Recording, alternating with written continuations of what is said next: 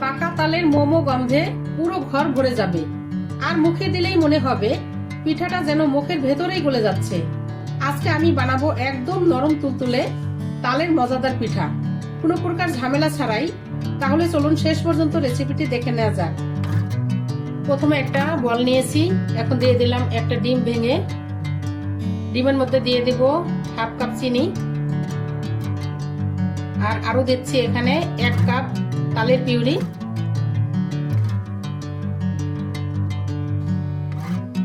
এখন আমি hand wings দিয়ে ভালো করে ফেটিয়ে নিব, তাল, চিনি এবং ডিম মিশে যাওয়া পর্যন্ত। এটা কিন্তু ধৈর্য ধরে ফেটিয়ে নিতে হবে, তাড়াহুড়া করলে একদমই হবে না। রুকসানার রান্নার গল্পের সাথেই থাকুন, আর প্রতিদিন নতুন নতুন বাংলা রেসিপি পেতে অবশ্যই চ্যানেলটিকে সাবস্ক্রাইব করে রাখুন। শেয়ার করতে কিন্তু ভুলবেন না। এখন দিয়ে দিলাম আমি 2-3 টেবিল চামচ সয়াবিন তেল। তেল দিয়ে আবার ভালো করে গুলিয়ে নিব। একটা একটা করে উপকরণ দিবেন আর ভালো করে এইভাবে ফেটিয়ে নেবেন, তাহলে ভালো হবে।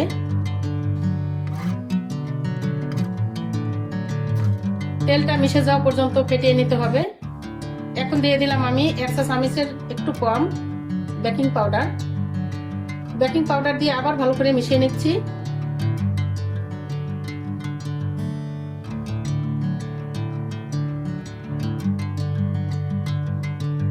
মিশানো হয়ে গেছে। এখন এর মধ্যে দিয়ে দেব আমি 1 কাপ ময়দা। ময়দা বা আটা একটা দিলেই হবে। এখন এই ময়দা আমি ভালো করে আবার মিক্স করে নেব।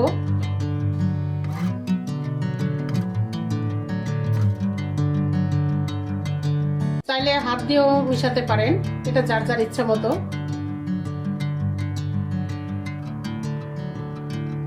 আরো দিয়ে দিলাম আমি এর মধ্যে 2 চা চামচ গুঁড়া দুধ। এই গুঁড়া দুধটা দিলে কিন্তু স্বাদ বেড়ে যাবে আরো। দেখুন কালারটাও পরিবর্তন হয়ে গেছে। এমনিতেই তালের পিঠা কিন্তু খেতে অনেক মজার, তার মধ্যে গুঁড়া দুধ দিলে আরো স্বাদ বেড়ে যাবে।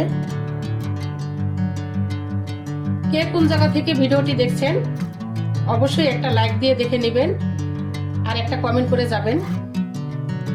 আপনাদের ভালোবাসায় আমি কৃতজ্ঞ।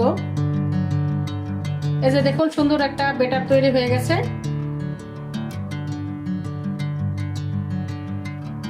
একদম পারফেক্ট হয়েছে। এখন একটা বাটি নিয়েছি, বাটিতে দিয়ে দেবো আমি তেল। একটা কাগজ দিয়েছি নিচে, তার মধ্যে তেল দিয়ে মিশিয়ে নিয়েছি ভালো করে চারপাশে। এখন আমি ব্যাটারটা ঢেলে দিচ্ছি।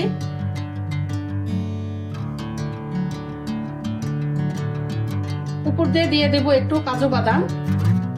চাইলে কিন্তু আপনারা কাজু বাদামের পরিবর্তে কাঠবাদাম বা নারকেলও দিতে পারেন, দেখতে সুন্দর লাগবে। এখন ঢেকে আমি চলে যাব চুলায়। একটা কড়াই নিয়েছি আর একটা স্ট্যান্ডার দিলাম। এখন দিয়ে দেব এর মধ্যে পানি। চাইলে কিন্তু আপনারা এইভাবে না দিয়ে রাইস কুকারেও দিতে পারেন, ভাপে। রাইস কুকারে ভাপ দেওয়ার যেই স্ট্যান্ডটা থাকে। এখন এইভাবে আমি চুলায় দিয়ে 30 থেকে 35 মিনিট ভাপ দিয়ে নিব। এখন দেখে নিচ্ছি হয়েছে কিনা, একটা কাঠি দিয়ে দেখে নেব ভিতরে কাঁচা আছে কিনা। কাঁচা নাই, একদমই হয়ে গেছে। এখন আমি নামিয়ে নেব। এখন এই যে নামিয়ে নিয়েছি, চারপাশে একটু ছুরি দিয়ে আলগা করে দিব, যাতে কোনো বেজে না থাকে, ঢাললে সহজেই পড়ে যাবে। ঢেলে নিচ্ছি। এখন কাগজটা তুলে ফেলে দেব। দেখুন কতটা সুন্দর হয়েছে,